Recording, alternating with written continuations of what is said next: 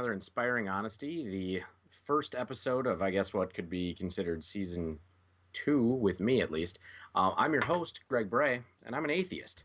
Today, we're going to talk about a topic that can be a little uncomfortable to talk about. It's been a topic of debate, actually, on Dr. Jones's Kaine Diatheke wall on Facebook here that I've been engaged in quite a bit, and he's actually asked me to cover it in the past as well, because there's a lot of misconception about this particular topic, and a lot of misinformation, pseudoscience, and downright lies that come about when we talk about homosexuality, and not just homosexuality. Bob and I have covered that in the past, but specifically today I wanted to talk about the claim that gay men having anal intercourse with one another are bad. It is harmful to them. It is harmful to any degree significant enough for us to be banning this or telling them that they cannot get married, or that it is a danger to society. So, with that, Bob had no idea what the topic was going to be because he was late for I this. And know. Bob, I understand that you're a bit of an expert on this topic. Is that correct? Not from personal experience. I've certainly taken a look at what the Bible has to say about it, and I have done a lot of research on sexuality. Uh, but in terms of any of the actual medical claims about homosexual behaviors, I'm not conscious of any valid claims. But not that I've actually tried to search them out to see if there were any either. I will tell you that I've spent a fair degree of time in the last day or so doing some very explicit research on this topic. I've been involved in a conversation with a person who is making the very direct statement that homosexuality, as a general category, by the way, and specifically gay marriage, are bad and should not be allowed. I'm trying, my computer's taking a bit to load it here, but I'm trying to find the actual quote that started it. It was,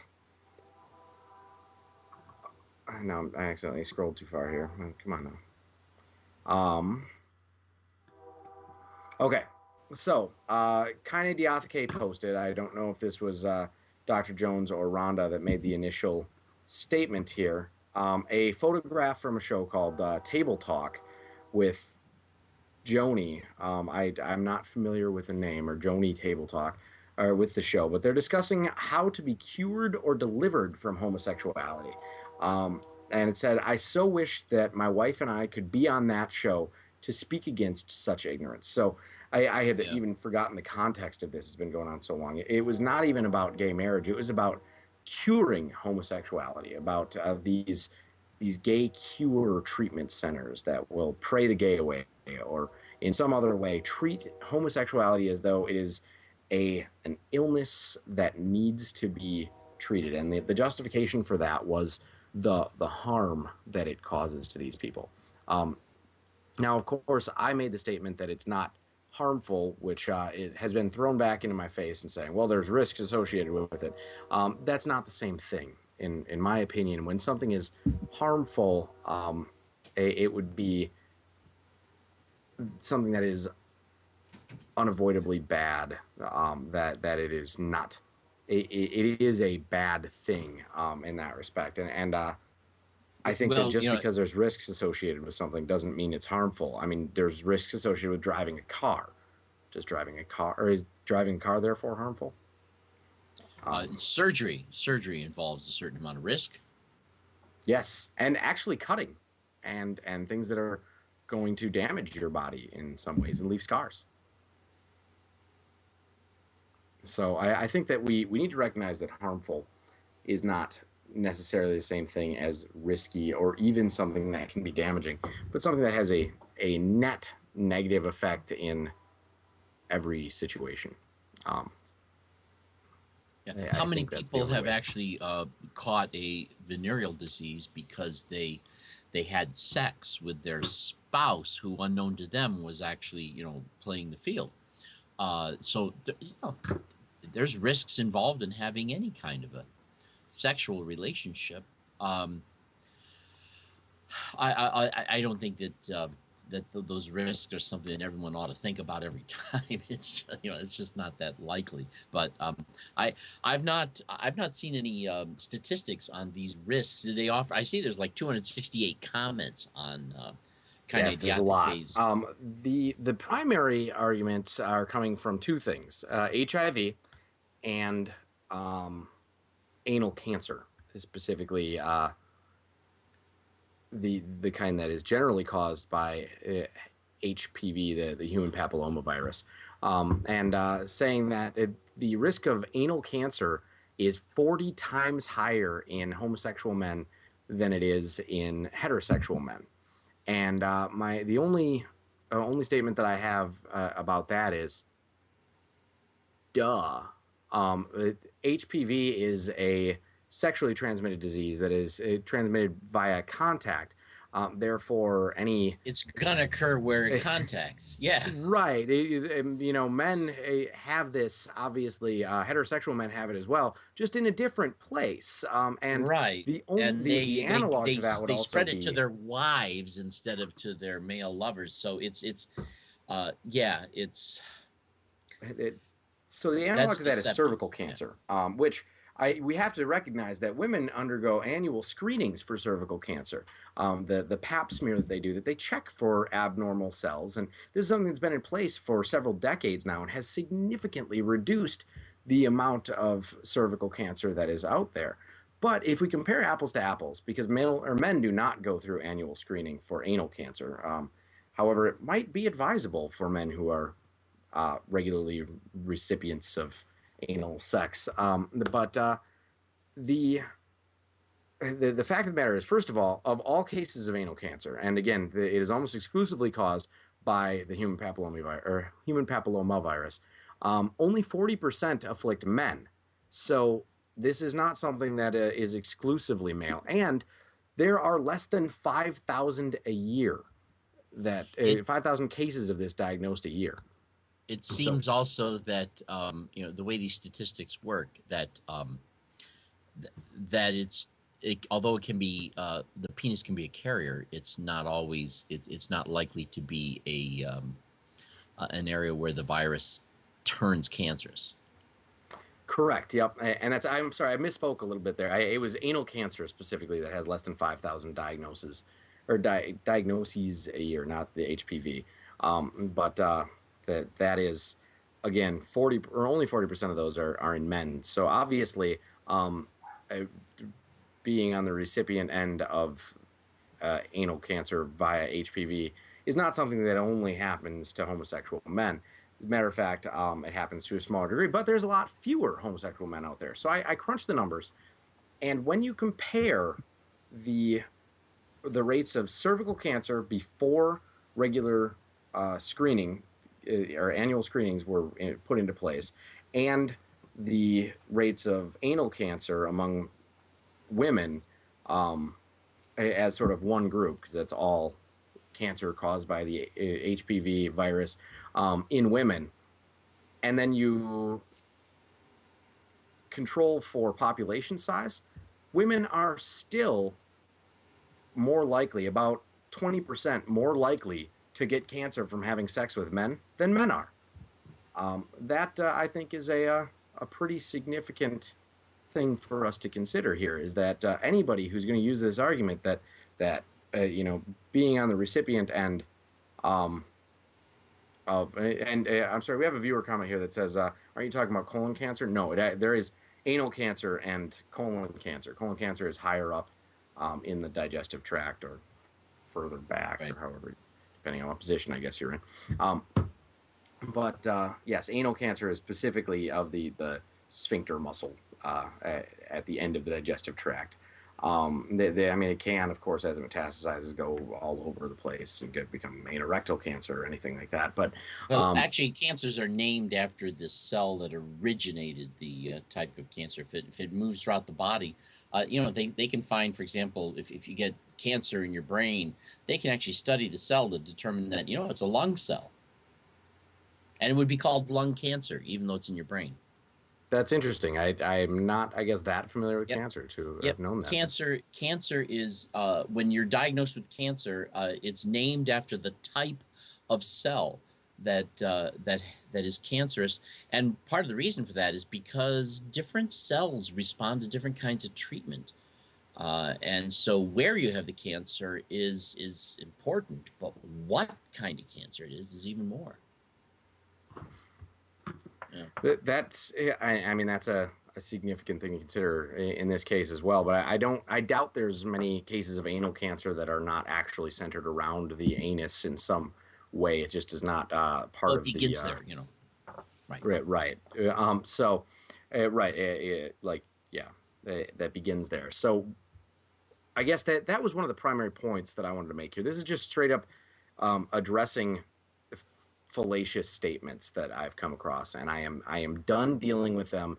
And I just want to be able to link people to this show and say, listen, we've broken this down. I can provide the links. I will actually provide links on when this is posted on YouTube, in the comments, or not the comment, in the description, for more information about this, because this is a significant issue. Now, of course, the other argument is HIV. Um, that one I will not disagree with to the same extent, that yes, HIV is certainly more prevalent in the homosexual community. Um, but the the fact that that is true, is a bit of a byproduct of, first of all, how it came to be spread initially, where it came from. As far as we're aware, the patient zero was an extremely promiscuous homosexual man, that spread this throughout. He was a flight attendant who spread it over much of the world, because of his job and his activities. And therefore, it really started in that community before it spread outside of there. Also, of course, the population size is smaller, so partnering within the population, especially on the local level, is limited. There's not as diverse of a population when you're talking about 10% of a population that is, we'll say, 10,000 people in a small town. Um, you don't have a huge amount of potential partners to choose from. It breaks down to what, 500 men that are potentially interested, and that, I don't know about you, but the odds of partnering randomly, I think that 1 in 500 might be a bit of a stretch if you consider the average amount of partners a person has compared to the population of the city they're in. That was a bit of a stretch of statistics, though. So yes, the fact that it started in the homosexual community and was spread in this manner You means know, that there's going to be a higher incidence. there was hemophiliacs are more common among people of royalty, and it's believed that has something to do with the fact that royalty was a little bit more inbred. But you know, that's an anthropologically interesting statistic. But uh, and if there's anything wrong with royalty, it has something other than the fact that royalty leads to hemophilia. Come on. It's I think that if there's anything statistically significant in the health needs of the gay community, then the gay community has a health need. Well, and we also, we're looking at this from a very ethnocentric point of view when we say that it's more prevalent among gay men, because realistically, the hot zone for HIV is not anymore the United States. That was where it's really started to spread again, through this patient zero. But where it has really taken a foothold is sub-Saharan Africa, and that is a very, very serious issue that is not very strongly related to homosexuality there. The vast majority of the population that has HIV in sub-Saharan Africa is heterosexual individuals for several other sociological and cultural Right. reasons. Yeah. But Yeah. um, that's so. I mean, if we're talking about it only on an American scale, then yeah, it's very strongly associated with that. But realistically, the primary risk factors for contracting HIV has nothing to do with being gay. That's being gay doesn't even mean that you're having sex. It has to do with the fact that, or not the fact, the act of unprotected sex or poorly protected sex, not improper use of protection, And it depends with on what's people going that have around, not you been know? tested very well. That's Yeah. And as I was saying, it depends on, what's going around. Um, how many people died in the plagues that hit Europe, and part of the reason why those people died is because there was a plague. yes. Funny how that works, isn't it? That you don't get Yeah. a whole lot of um, I'd be willing to bet you we could have an exclusively gay population or a town in like the Yukon Territory somewhere that as long as they screened everybody coming into it and they knew that nobody was bringing this virus in, they could have all of the sex that they wanted and never get HIV. That's In is theory, something that yeah. we need to recognize as well. That HIV is a very, very new virus that came about and was identified first in the 70s. I think it might even been the early 80s when it was officially identified, but it really struck in the 70s. There's a fantastic movie about this. It's And the Band Played On. I recommend it to anybody and everybody. It's great, both in production quality and in the story. So cannot recommend that one enough. But to get back, I guess, to the main topic here, now that we've addressed some of the ridiculous pseudoscience, Bob, what is your opinion on gay therapy? Now, you've actually worked as a therapist or a counselor, correct? Yes, yeah. Uh, there was a time when I was actually involved in something called Agape Renewal, which was an attempt to bring a philosophy of love to obsessive sexual behavior, and it really kind of in some ways crashed because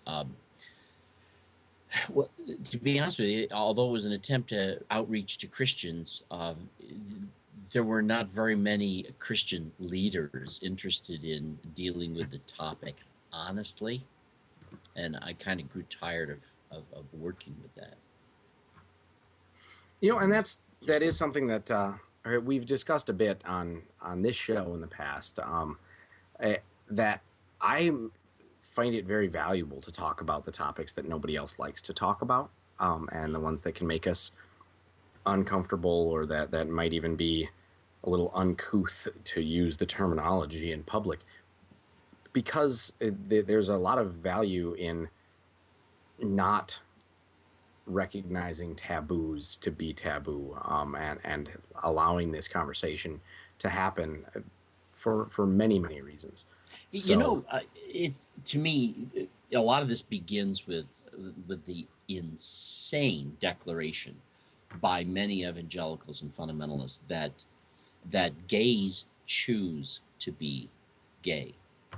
To me, that is so damn ignorant that to me, I don't know how these people can go out in public and show their face claiming to believe such a thing, that this is a matter of choice. You know, um, I'm heterosexual. I never chose that. You know, I, I just, I just woke up one morning as a young teen and discovered that the boobs were awesome.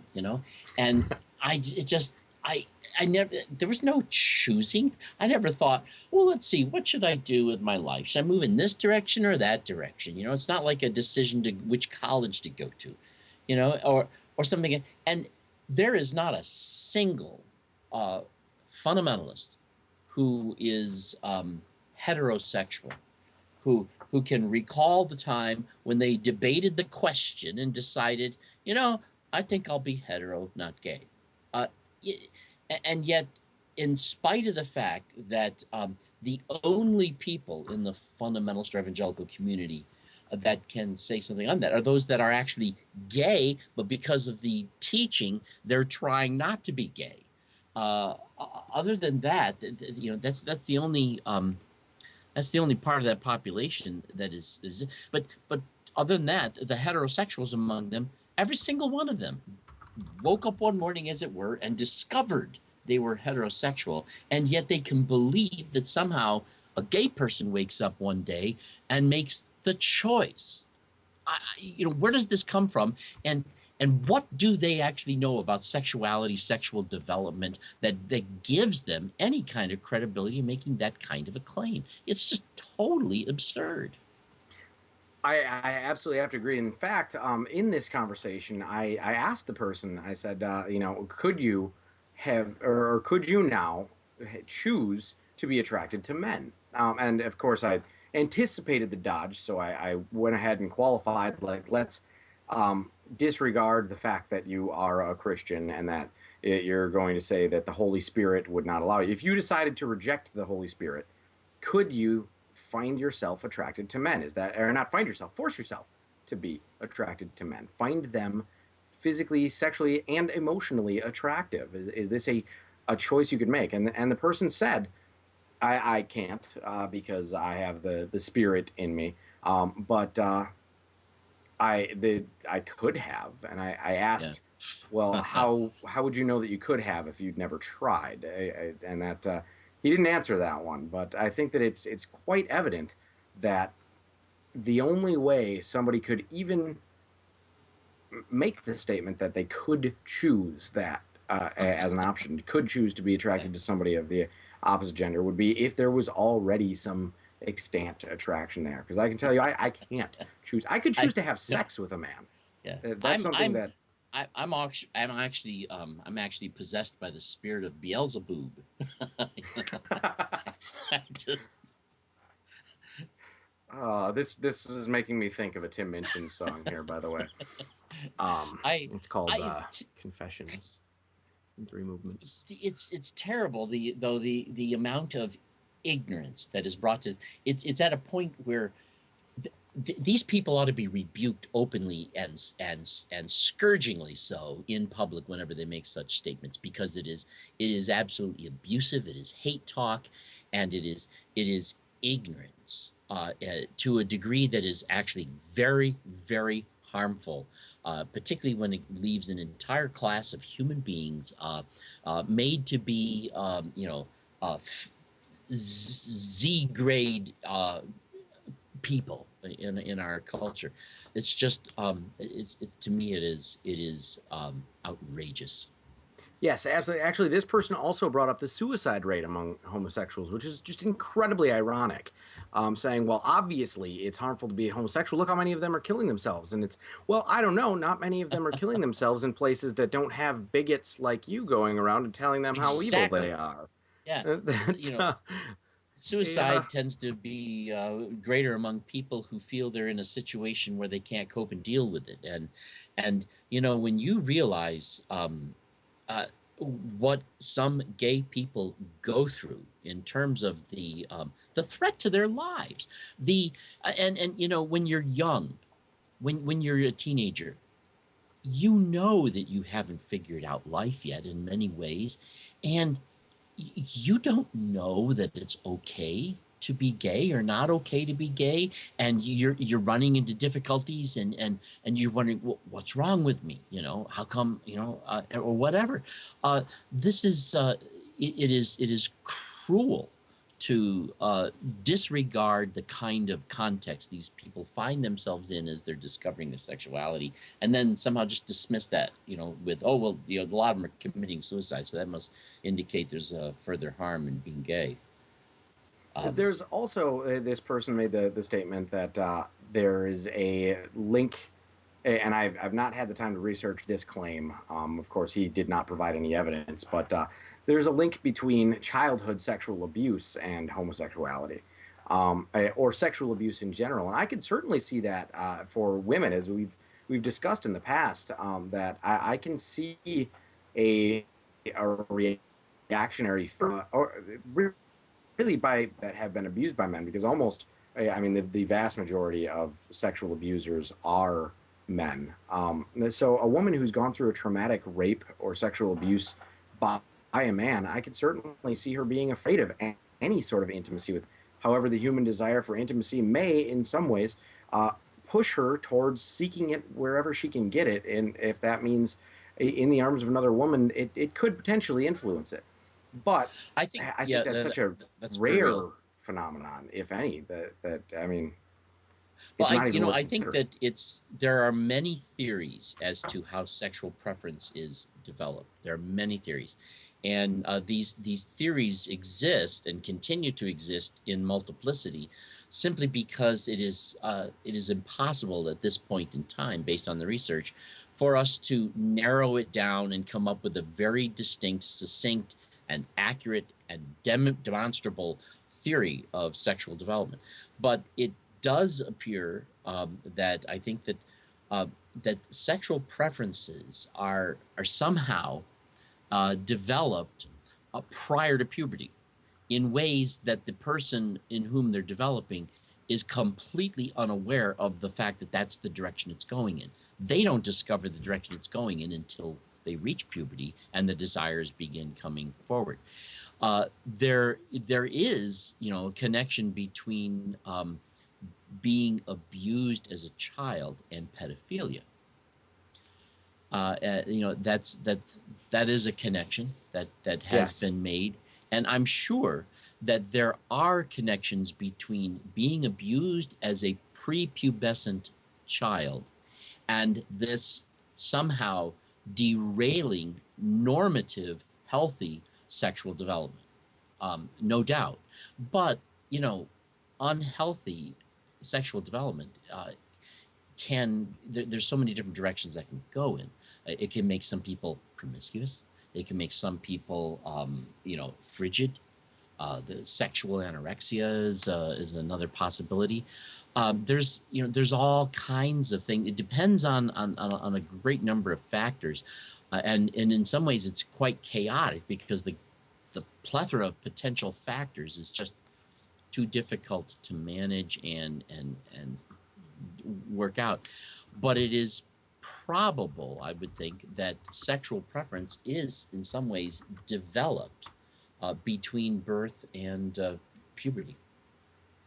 I can't disagree that. I mean, there's very likely at least some factor associated with it. I mean, there have been discovered hormonal differences that could potentially be associated, or anatomical differences with the brain. There could very well be a Well, you're biological enough of a source, but biologist is to that know to say? that you're enough of a biologist to know that that the presenting sexuality of a child is determined by hormonal development, not by genetics. Yes. And And that's the other thing, is we're talking about genders as if it's a binary situation here. I'll be lining up a guest here shortly. A former professor of mine, my advisor, is writing a book about gender development and the concepts that we have around them, transgendered issues and things of that nature. So it's we hide that stuff in our culture still. we do. And It's still another taboo. there now today we can do genetic testing immediately to help us, but there was a day when it, I mean there's I don't recall what the statistic is, but of births that occur every day, there will be certain children who present at birth ambiguously, and they will go into surgery perhaps to disambiguate their presentation. And it used to be that they would take a look at the apparent genitals of the baby and make a decision. Well, this looks to me to be mostly a boy, so we're going to turn this one into a boy.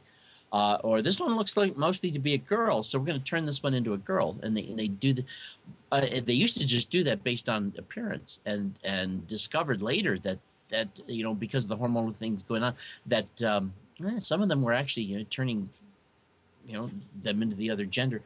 Uh, the point that I'm trying to make is this: that you're right, this is a continuum, and we're trying to treat it as if this is actually still a very extreme polarization, and it isn't.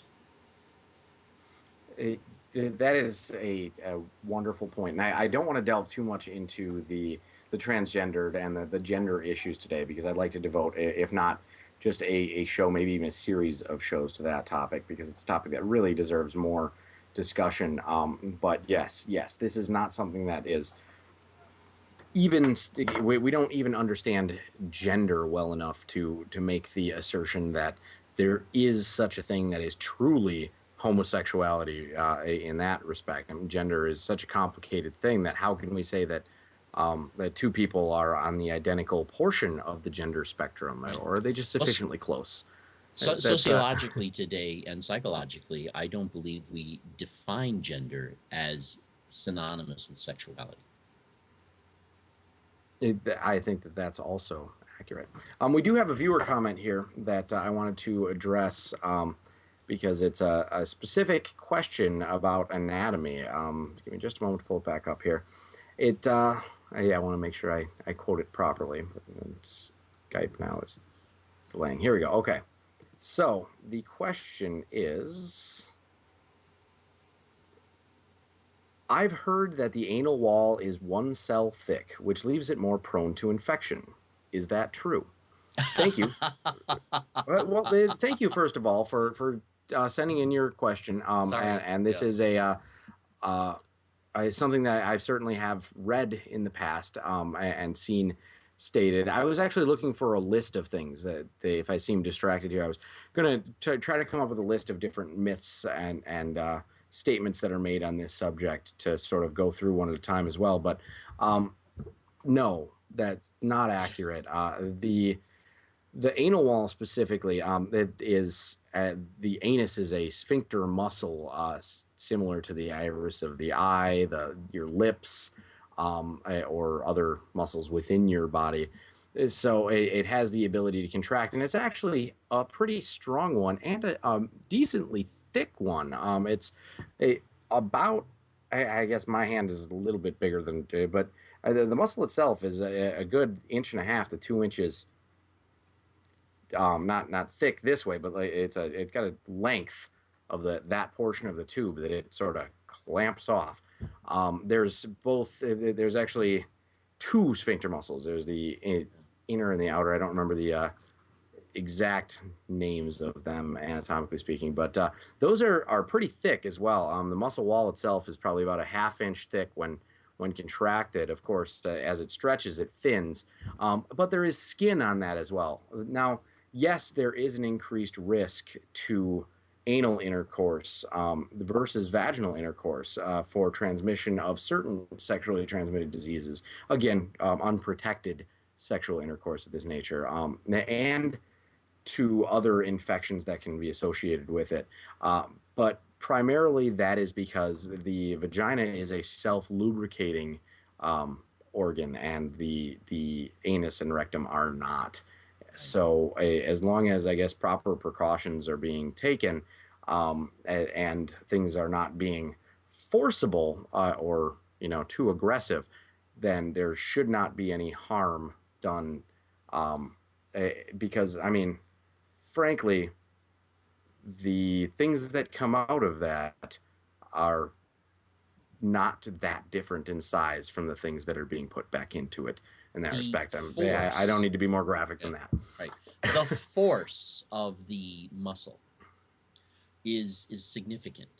And if that wall were only one cell thick, people would be in constant risk of a perforated bowel, of various the stuff that's coming through there that the body is trying to get rid of, is harmful to the body if it gets back in. And but and then perhaps it was rude of me to laugh as I did, uh, but because I I can't not to laugh at the person, but to laugh at the fact, because that sounds to me like the kind of a fact that somebody would invent as a way of trying to bolster this argument, because there just isn't any biological cause for anybody to even begin to suspect that the anal um, skin is one Right. cell thick.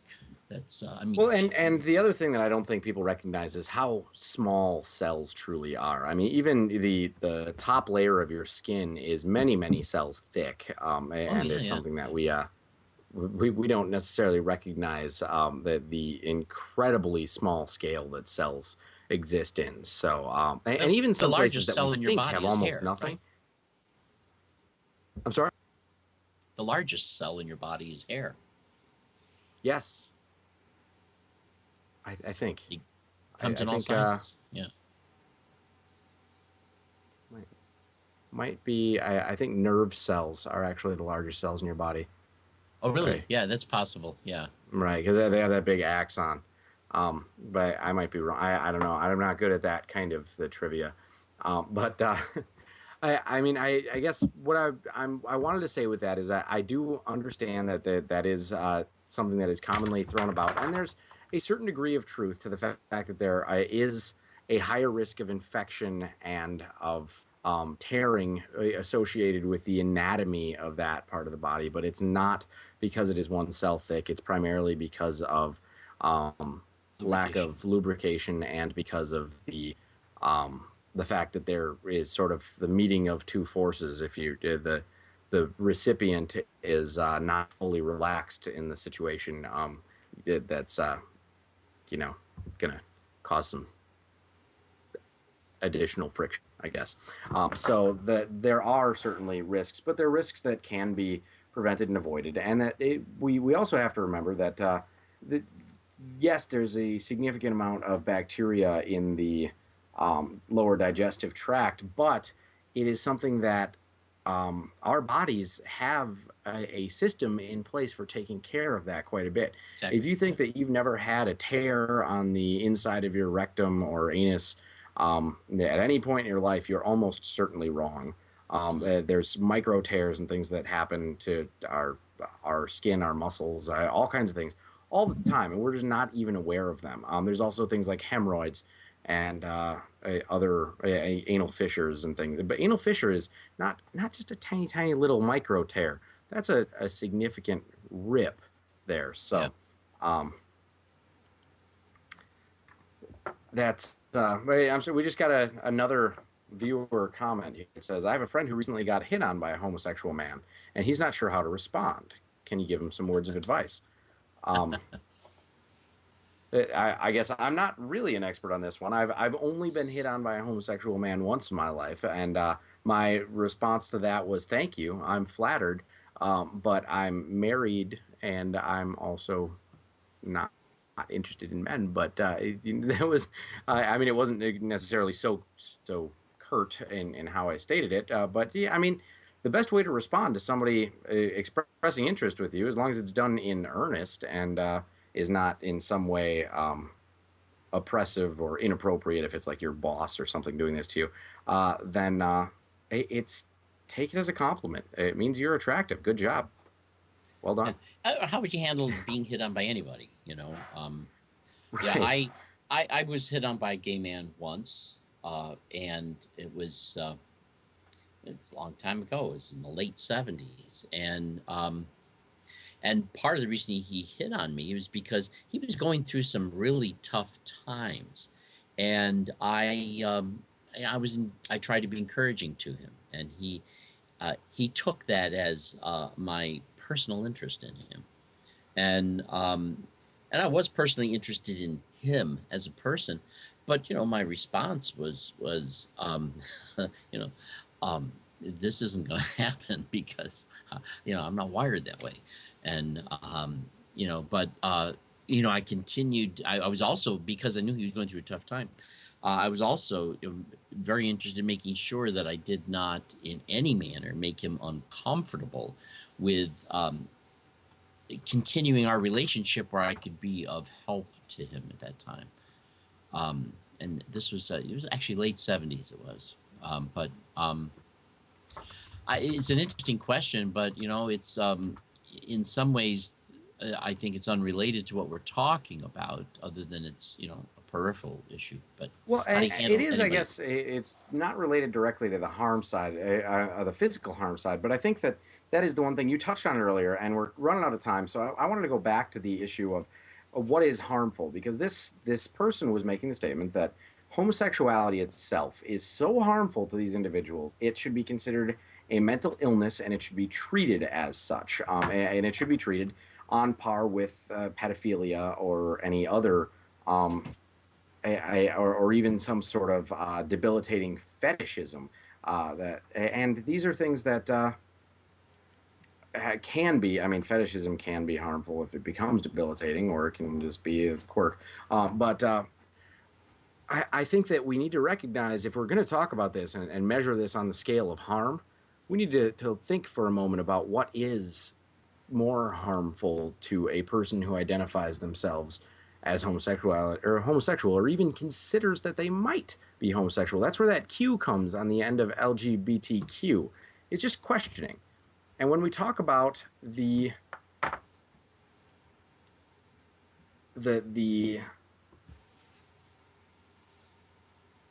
psychological state of a person who's in this condition, who's questioning, who is homosexual or feels homosexual, and they may be even just confused and not knowing exactly where their sexual identity lies at all yet. But Mhm.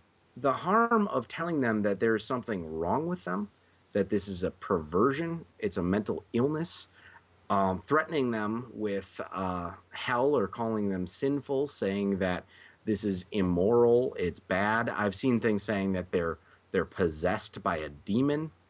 Um, uh, these are things that, if we're going to talk about what's more harmful to a person, Yeah, whether it's they're attracted to another man or a woman's attracted to another woman, and telling them that there's something inherently wrong with them and that they're evil, or a bad person, I think I know where my money goes on which is more harmful. yeah, yeah. And it's a shame that people are willing to take something that they believe without any valid science behind it and use that to create just a horrible environment for people. Uh, that I just, to me, that is, it's just unconscionable. I don't get it. I don't get it. All right, so this is we have a viewer comment that is quoting Meredith Melnick from Time Health and Family in an article about a gel that may help prevent HIV. It says the rectal wall is one cell thick compared to the multiple layers of the vaginal wall. The only thing I can think of with this one is that she's specifically talking to or about a layer of cells that are part of the rectal wall. I can't. It's inconceivable that the rectal wall is one cell thick. When you peel an onion, that little flimsy skin that goes between the layers is, I think, one cell thick. It might even be more than that. I know that you can look at it under a microscope and see the cells pretty clearly, but that's what we would be talking about for the rectum. Now, anybody who's ever had gas, or been a bit constipated can certainly recognize that something that thin and flimsy would simply burst inside of you, if Yeah. there was any sort of force upon it. So I don't know what she's referring to, and I don't know anything about Meredith Melnick, to be honest. But that the statement itself is simply not, um, it's not accurate by any sort of uh, reasonable understandings of what the rectal wall should be referring to. Um, there's also a viewer comment that an ostrich egg is one cell, and yes, that is accurate. Eggs are a single cell, and they're huge. Not in humans, though; they're not that big.